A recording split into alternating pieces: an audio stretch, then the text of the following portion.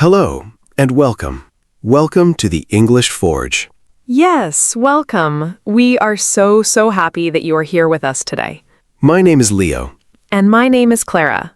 And before we say anything else, we just want to say thank you. Thank you for choosing to spend the next hour of your life with us. That means something to us, genuinely, because we know your time is valuable, and you chose to spend it here, learning English, improving yourself. Whether you are learning English for work, for study, for travel, for interviews, or simply for your own personal growth, you are in exactly the right place. This is not a boring English class. No grammar books today. No long lists of vocabulary to memorize. This is a place to practice real English, real conversations, the kind of English you actually use in your daily life. This is a place to build confidence, real confidence, the kind that stays with you long after this video ends. This is a place to improve every single day, a little bit at a time. Think about this for a moment. Speaking English confidently can genuinely change your life. It can open doors to better jobs, better opportunities. It lets you talk to people from every corner of the world. It lets you travel and actually connect with people instead of just smiling and nodding. It builds your confidence not just in English, but in yourself as a person. And that is exactly what we are going to work on together today. For the next hour, you are not just going to listen to us. You are going to speak out loud wherever you are right now. In your car, in your kitchen, on your walk, it does not matter. Just speak with us. Because the only way to become fluent in English is to actually use your voice, not just your eyes and ears. So here's what we are going to do today. We are going to walk through real situations, meeting new people, making friends, daily conversations, shopping, restaurants, travel, work, phone calls, sharing opinions, and so much more. And in every single situation, we will teach you a phrase, and then we will ask you to repeat it with us. Simple as that. So get comfortable, take a breath, and let's begin this journey together. Let's start with something every single person needs in English, meeting someone new for the very first time. This happens to all of us, at work, at school, at a party, on a train, anywhere. The first phrase is very simple. It's nice to meet you. Repeat after Leo. It's nice to meet you. Good. Try it one more time, a little more naturally. It's nice to meet you. Excellent. You're already speaking English with us. Now here's something interesting. In your language, you might say something very formal, very long, but in English, short and warm works perfectly. Let's add another one. What's your name? What's your name? Now say it naturally, like you're really asking someone. What's your name? Great job. And here's the answer you might give. My name is, and then you say your name. For example, my name is Leo. Try saying your own name in that sentence right now, out loud. My name is, and your name. Did you say it? Good. That's real speaking practice already. Now let's go a little deeper, because meeting someone is not just exchanging names. It's a small, warm moment of connection. So here's a fun little story. Clara, do you remember the first time we actually met? Oh no, are we doing this? Yes, we're doing this. Okay. So I was at a coffee shop. I was trying to order a coffee, and I accidentally said, "Can I have a coffee? Please, thank you, sorry." All in one sentence. All in one breath. I was so nervous to speak English in public that everything just came out at once. And what did the barista say? He just smiled and said, "No problem at all." And that was it. Nobody laughed at me. Nobody judged me. He just understood. And that's something really important we want every single person listening to remember. People are usually much kinder about your English than you expect. Nobody's sitting there judging your grammar. They just want to understand you, and they want to connect with you. So don't let fear stop you from speaking. Even a messy sentence is better than silence. Speaking of coffee shops, let's actually practice a small conversation there. This is real-life English you'll use constantly. Let's start with the first line.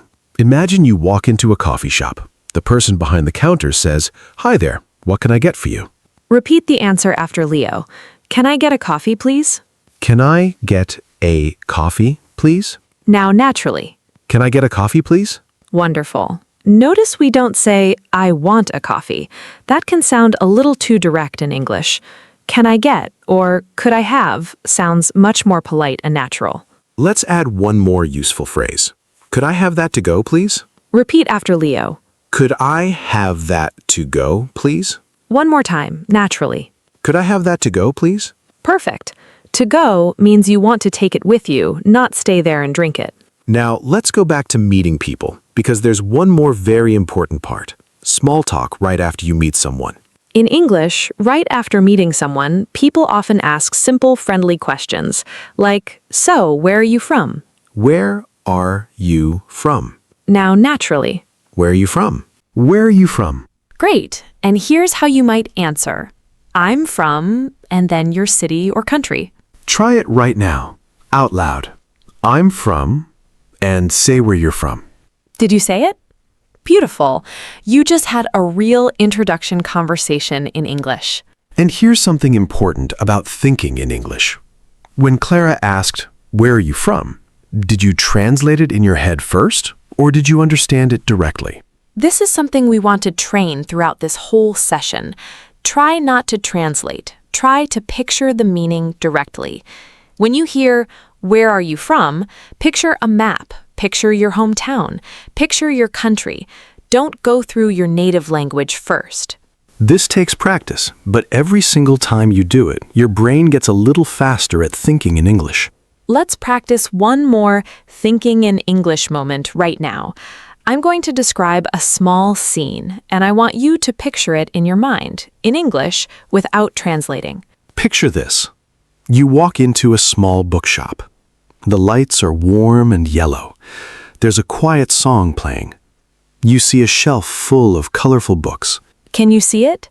Don't translate the words, just see the picture, the bookshop, the warm light, the books. That's thinking in English. You're connecting the words directly to images and feelings, not to your native language. We'll do more of these moments throughout the session, so get ready. Now let's move from meeting new people to making friends, because this is where conversations grow deeper. One of the most useful phrases for making friends is, we should hang out sometime.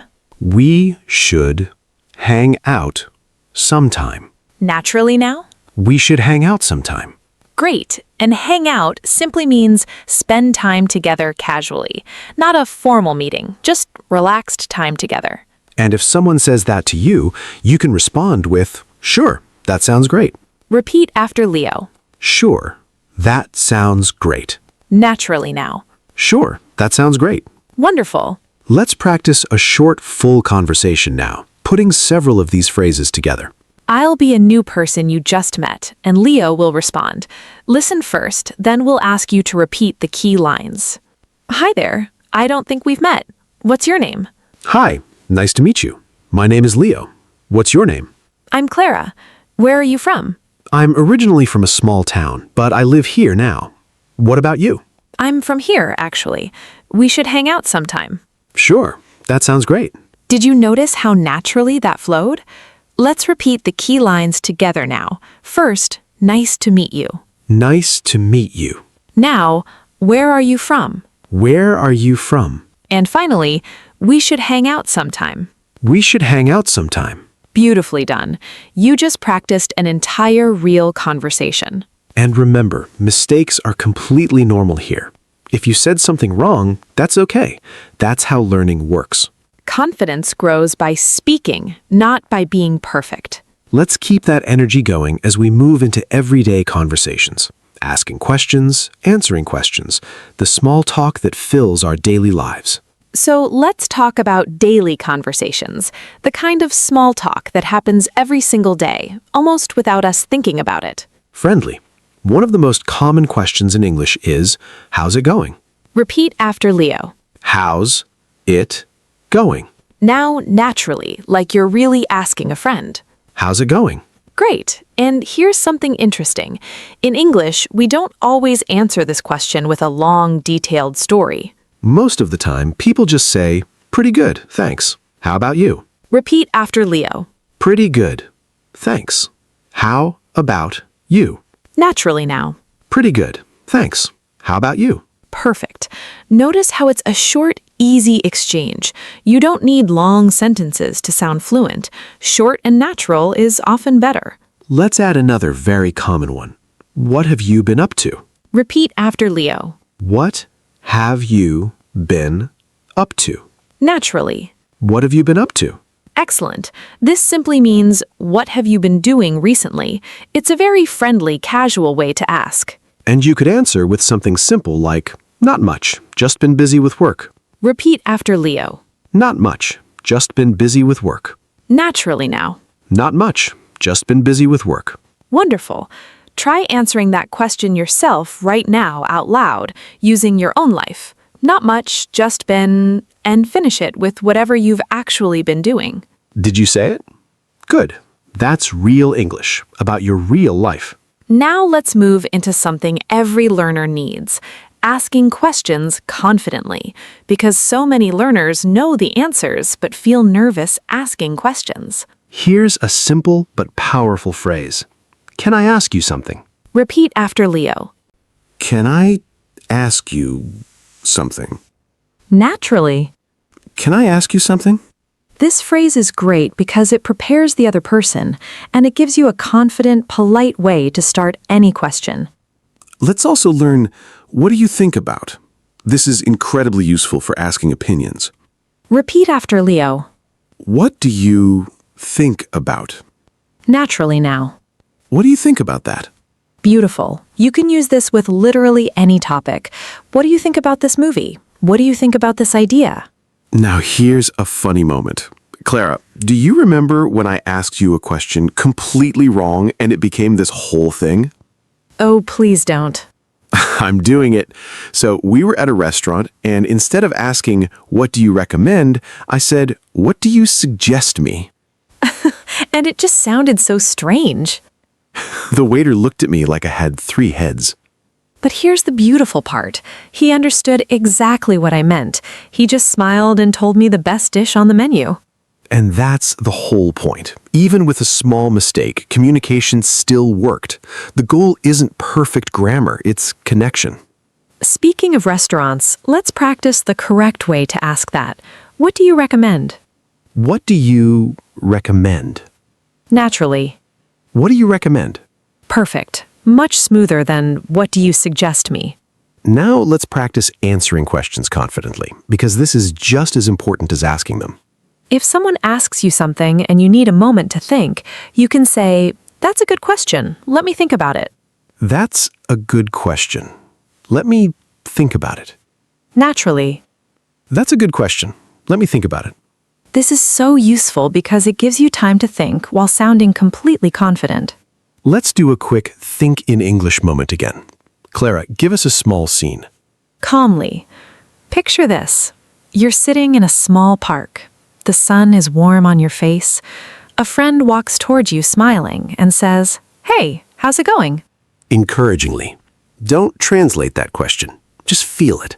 Picture your friend's smile. Picture yourself smiling back. Now, in your mind, answer naturally in English. Warmly. Did you do it? Wonderful. That's exactly how real fluency grows, moment by moment. Now let's move into something we all do constantly. Small talk, especially about something every culture talks about, the weather. A classic phrase is, nice weather today, isn't it? Slow. Nice weather today, isn't it? Naturally. Nice weather today, isn't it? Positive. And a simple response could be, yeah, it's beautiful out. Slow. Yeah, it's beautiful out. Naturally. Yeah, it's beautiful out. These small exchanges might seem unimportant, but they're actually the glue that holds real conversations together. Let's also learn how to politely disagree during small talk, because this happens a lot too. Clear. If someone says something and you don't fully agree, you could say, I see what you mean, but I think. I see what you mean, but I think. Naturally. I see what you mean, but I think. This phrase is wonderful because it shows respect first before sharing your own opinion. It keeps the conversation friendly even when you disagree. Try saying that phrase right now, out loud, and finish it with your own opinion about anything. I see what you mean, but I think. And finish the sentence. Warmly. Did you say it? Beautiful. You just practiced respectful disagreement in English, a skill many learners never feel confident using. Motivating. And remember, every single phrase we're practicing today, you're not just memorizing it, you're training your mouth, your brain, and your confidence to work together in real time. One sentence at a time, one small conversation at a time. Let's keep this energy going as we move now into a very practical world. Shopping, restaurants, and travel. The everyday situations where English becomes essential. Let's start with shopping, because we all do this constantly, whether it's groceries, clothes, or just browsing. One of the first things you'll hear when you walk into a store is, "Can I help you find anything?" Can I help you find anything? Naturally now. Can I help you find anything? Great. And here's a simple, polite response. "I'm just looking, thanks." I'm just looking. Thanks. Naturally. I'm just looking. Thanks. Perfect. This is such an important phrase because many learners feel pressure to buy something just because they don't know how to politely say no. And if you do need help, you can simply say, actually, yes, I'm looking for, and then say what you need. Try it right now, out loud. "I'm looking for," and finish it with something you might actually shop for. Did you say it? Wonderful. You just ordered food in English. Now, let's say you're trying something on and you want to ask about the size. You could say, "Do you have this in a different size?" Do you have this in a different size? Naturally. Do you have this in a different size? Excellent. And if you're deciding whether to buy something, you might say to a friend, "What do you think? Should I get this?" What do you think? Should I get this? Naturally.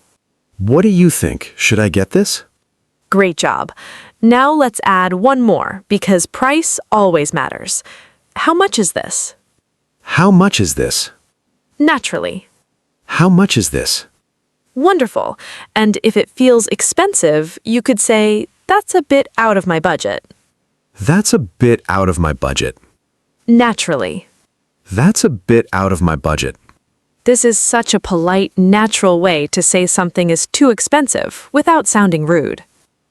Speaking of shopping, Clara, remember that time I tried to return something and it turned into a whole comedy? Oh no, the shoe story. The shoe story.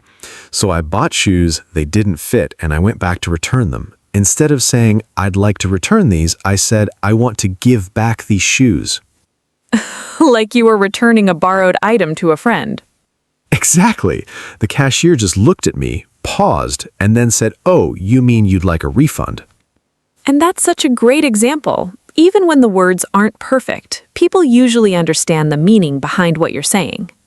So let's learn the correct phrase together. I'd like to return this, please. Repeat after Leo. I'd like to return this, please. Naturally. I'd like to return this, please. Perfect. Much smoother than "give back these shoes." Now, let's move from shopping into something equally important, restaurants, because eating out involves so much useful English. When you arrive at a restaurant, someone might ask, "Do you have a reservation?" Do you have a reservation? Naturally. Do you have a reservation? And if you don't, you can simply say, "No, just two of us, please," or however many people are with you. No, just two of us, please. Naturally. No, just two of us, please. Now, when it's time to order, the waiter might ask, "Are you ready to order?" Are you ready to order? Naturally. Are you ready to order? And you could respond, "Yes, I'll have the," and then say what you'd like. Try this out loud right now.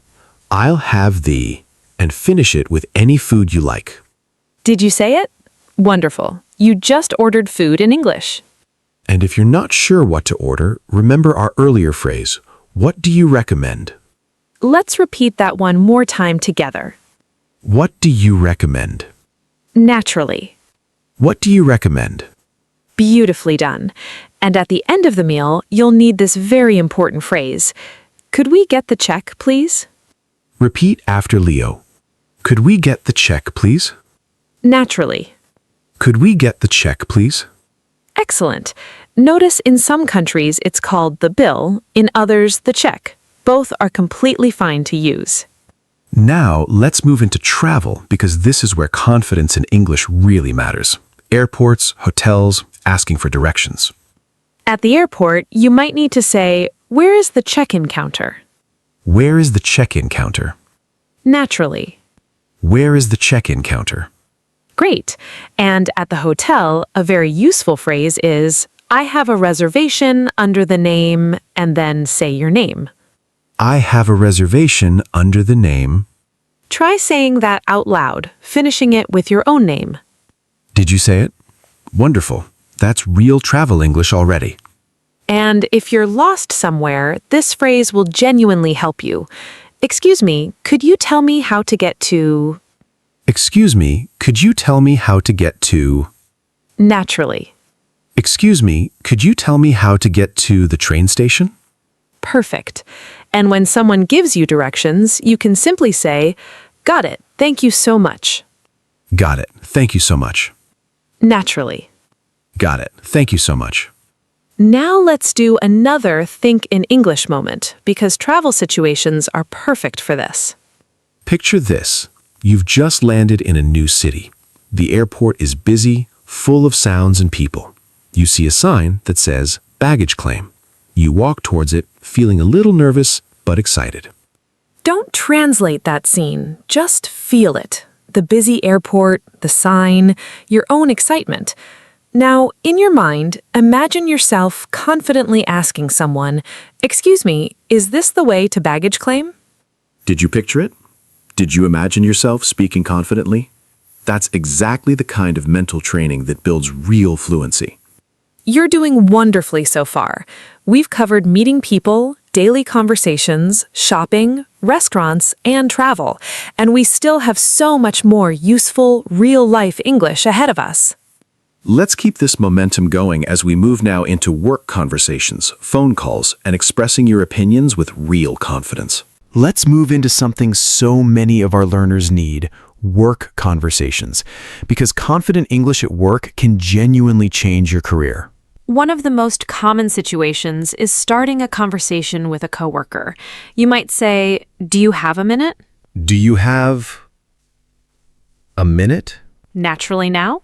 Do you have a minute? Great. This is such a polite way to start any work conversation, whether it's a question or a small request. And if someone asks you that and you're busy, you could say, can it wait until later? Repeat after Leo. Can it wait until later? Naturally? Can it wait until later? Perfect. Completely polite, completely professional. Now let's talk about something every workplace needs, asking for help with a task. You might say, could you help me with this when you get a chance? Repeat after Leo. Could you help me with this when you get a chance? Naturally? Could you help me with this when you get a chance? Wonderful. Notice how natural and respectful that sounds, instead of just saying, "Help me." And if you're explaining a deadline, you might say, I need this finished by Friday. Repeat after Leo. I need this finished by Friday. Repeat naturally. I need this finished by Friday. Excellent. Simple, clear, professional. Clara, remember my very first work meeting in English, the one with the exciting mistake? Oh, here we go.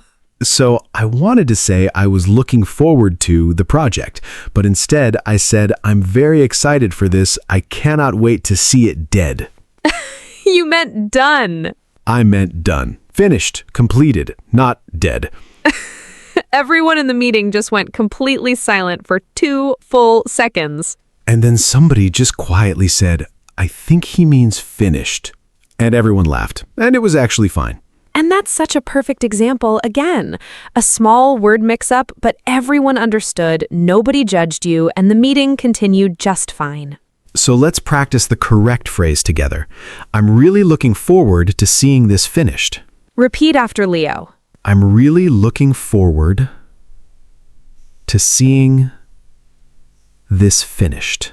Naturally. I'm really looking forward to seeing this finished. Perfect. No more dead projects. Now let's move into phone conversations because so many learners feel extra nervous on the phone since you can't see the other person's face.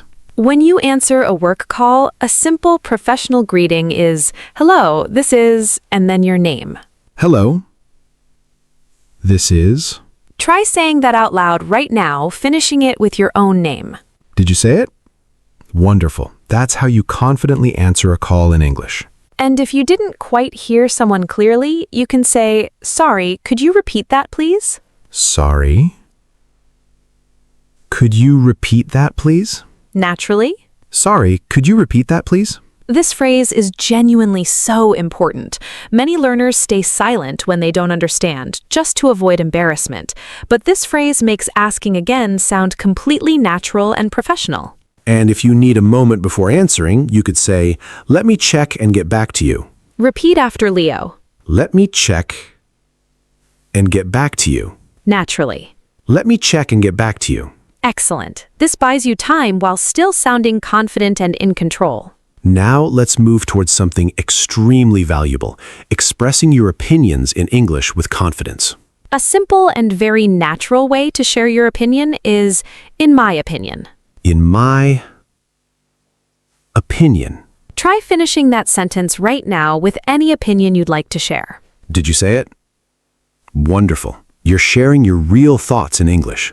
Another great phrase is, "I feel like." I feel like. Naturally, finish that sentence too. Beautiful. I feel like is wonderful because it sounds gentle and personal, perfect for softer opinions. And if you agree with someone, you can say, "I totally agree with that." I totally agree with that. Naturally. I totally agree with that. And if you don't agree, remember our earlier phrase, "I see what you mean, but I think." I see what you mean, but I think. Perfect. You're connecting today's lessons together beautifully. Let's pause here for another Think in English moment because this is such a perfect place for it. Picture a small meeting room. A few people are sitting around a table. Someone shares an idea. You feel something inside you, a small reaction. Maybe you agree. Maybe you have a different idea. Encouraging. Don't translate that feeling. Just notice it in English. I agree, or I have a different idea. Picture yourself saying it out loud confidently in that room. Did you imagine it? Beautiful. You're training your brain to react in English in real time, exactly like a fluent speaker does. And this is genuinely what fluency is, not perfect grammar, just real, natural reaction in the moment in English. You've been doing absolutely wonderful so far. We've covered meeting people, conversations, shopping, restaurants, travel, work, phone calls, and opinions. And before we move forward, we just want to say something important. If you're enjoying today's fluency practice and you're finding it genuinely useful, please consider subscribing to the English Forge. Your support truly helps us. It helps us create more English lessons, more speaking practice, more fluency training for learners just like you all around the world. No pressure at all. Just know that it means so much to us, and it helps this channel keep growing and helping people. Now, let's keep building because we still have agreeing, disagreeing, asking for help, making plans, and so much real everyday English ahead of us. Let's go a little deeper into agreeing and disagreeing because this is something every fluent speaker needs to feel comfortable with. We've already learned, "I totally agree with that." Let's add a softer version. "That makes sense to me." That makes sense to me. Naturally now. That makes sense to me. Perfect. This is wonderful when you agree, but maybe not as strongly. It still sounds warm and genuine. And here's another gentle way to disagree. I'm not so sure about that. Repeat after Leo. I'm not so sure about that. Naturally. I'm not so sure about that. Beautiful. This phrase lets you disagree without sounding harsh or confrontational at all. And if you want to add your own idea after that, you could continue with, what if we tried it this way instead? Repeat after Leo. What if we tried it this way instead? Naturally. What if we tried it this way instead? Excellent. Notice how this turns disagreement into a positive, helpful suggestion rather than an argument. Clara, speaking of disagreements, remember our very first little debate about coffee versus tea? Oh, the great coffee versus tea war. I said coffee is obviously better, and you said... I said, I'm not so sure about that, and then I just kept drinking my tea very dramatically in front of you. It was so dramatic, like a movie scene. But honestly, that's a perfect, real example of disagreeing politely while still having fun, still smiling, still being friends. Disagreement in English doesn't need to feel scary or aggressive. It can be light, respectful, and even funny. Now let's move into something incredibly useful, asking for help, because so many learners feel embarrassed asking for help in English. A simple, very natural phrase is, could you give me a hand with this? Repeat after Leo. Could you give me a hand with this? Naturally. Could you give me a hand with this? Wonderful.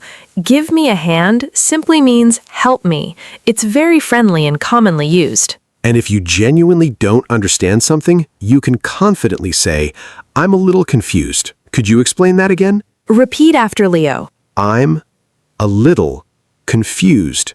Could you explain that again? Naturally. I'm a little confused. Could you explain that again? This phrase is so important. Saying I'm confused is not weakness. It's actually a strength because it shows you genuinely want to understand. And here's a phrase for when someone helps you and you want to genuinely thank them.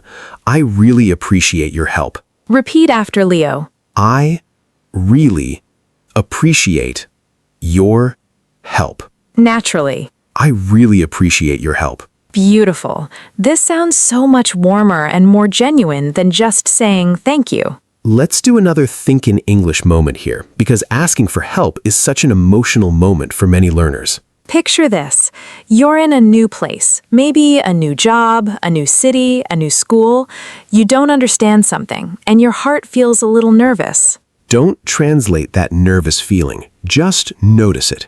And now picture yourself taking a small breath and confidently saying, could you help me with this? Picture the other person smiling, nodding, happy to help you. That's the real outcome, almost every single time. Asking for help is not a weakness in English or in life. It's actually one of the bravest, smartest things you can do. Now, let's move into something joyful, making plans with friends, family, or coworkers. A very common phrase is, are you free this weekend? Repeat after Leo. Are you free this weekend? Naturally now. Are you free this weekend? Great. And if you are free, you might respond, yeah, I don't have any plans yet. Yeah, I don't have any plans yet. Naturally. Yeah, I don't have any plans yet. Perfect. And if you'd like to suggest something, you could say, want to grab dinner together? Want to grab dinner together? Naturally. Want to grab dinner together? Wonderful. Grab dinner is such a natural, casual way to say, have dinner together. And if someone suggests a plan you really like, you could respond enthusiastically, that sounds perfect. Count me in. Repeat after Leo. That sounds perfect.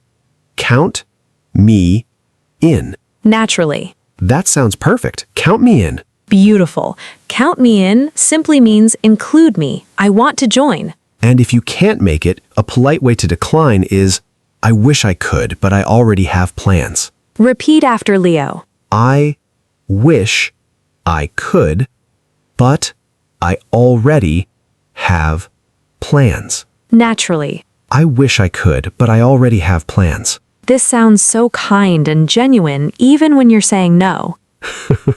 Clara, remember when we tried to plan a simple movie night and it somehow took 15 messages just to agree on a time? Don't remind me. It was, are you free? Maybe. What time? I don't know. What time works for you? Back and forth forever. Finally, I just said, let's just say 7 and figure it out from there. And somehow that worked perfectly. Sometimes simple is best. So here's a great phrase for that. Let's just say 7 and figure it out from there. Repeat after Leo. Let's just say 7 and figure it out from there. Naturally. Let's just say 7 and figure it out from there. Beautifully done. Look how far we've come together. Meeting people, conversations, shopping, restaurants, travel, work, phone calls, opinions, agreeing, disagreeing, asking for help, and making plans. You've practiced dozens and dozens of real phrases today, out loud, in real situations. And we still have a little more ahead before we bring this beautiful session to a close. Let's keep going, just a little further together. Let's slow down for a moment, because I want us to do one final beautiful Think in English exercise before we bring everything together. Close your eyes for a second if you can, or just relax where you are. Picture this. It's the end of the day. You're walking home or sitting quietly somewhere, and you think back over your whole day in English. Don't translate anything. Just picture small moments. Someone said, "How's it going?" You said, "Pretty good, thanks." Someone asked, "What do you think?" And you answered, confidently in English. Picture yourself ordering coffee. Picture yourself making plans with a friend. Picture yourself saying, "I really appreciate your help," to someone who helped you. All of that happening naturally, in English, without translation. That is fluency, not perfection, just natural, confident communication. And that future is closer than you think, closer than it was even 1 hour ago. Now let's do a quick, joyful review together. I'll say a situation, and you say the phrase out loud by memory before Clara reminds you. Ready? Here we go. Someone asks, "How's it going?" What do you say? Try it yourself first. And now? Pretty good, thanks. How about you? You want to ask someone's opinion. What do you say? Try it yourself. And now? What do you think about that? You disagree gently with someone. What do you say? Try it yourself. And now? I'm not so sure about that. You need help with something. What do you say? Try it yourself. And now, could you give me a hand with this? Someone invites you somewhere and you're excited to join. What do you say? Try it yourself. And now, that sounds perfect. Count me in. Did you say all of those out loud by yourself? That's incredible. Truly. That's not memorization. That's real, living fluency starting to grow inside you. Now, before we say goodbye today, we want to take a few minutes just to speak from the heart. First of all, congratulations. You completed this entire fluency session with us. You spoke out loud again and again. You repeated phrases. You pictured real situations. You practiced real conversations, real disagreements, real plans. That is not a small thing. That is genuinely meaningful, consistent effort. And we see it. We're proud of you for it. We want you to remember something important. You are improving. Maybe you can't feel it yet, today, this very moment, but you are. Every sentence you repeated today is now a tiny seed planted in your brain. And with time, with practice, those seeds grow into real, natural fluency. Fluency takes time. Nobody becomes fluent in 1 hour, 1 day, or even 1 month. But everybody who becomes fluent started exactly where you are right now. And please remember this, too. Mistakes are normal. They are not failures. They are simply proof that you are trying, that you are growing. Confidence doesn't come from speaking perfectly. Confidence comes from speaking again and again, mistakes and all, until speaking simply feels natural. So, thank you. Truly, deeply thank you for spending this hour with us, learning, practicing, and growing your English. Thank you for trusting the English Forge to be part of your journey today. And we genuinely hope you'll come back to practice with us again. Tomorrow, if you can, even just a little. Because consistency, more than anything else, is what builds true fluency. One conversation at a time. One sentence at a time. one day at a time. You are building a better future for yourself through English, and that is something truly beautiful. From all of us here at the English Forge, thank you for being here today. We believe in you. We really do. Keep practicing, keep speaking, keep growing a little more every single day. We'll see you very soon, right here at the English Forge. Take care of yourself. And we'll talk again soon. Goodbye for now.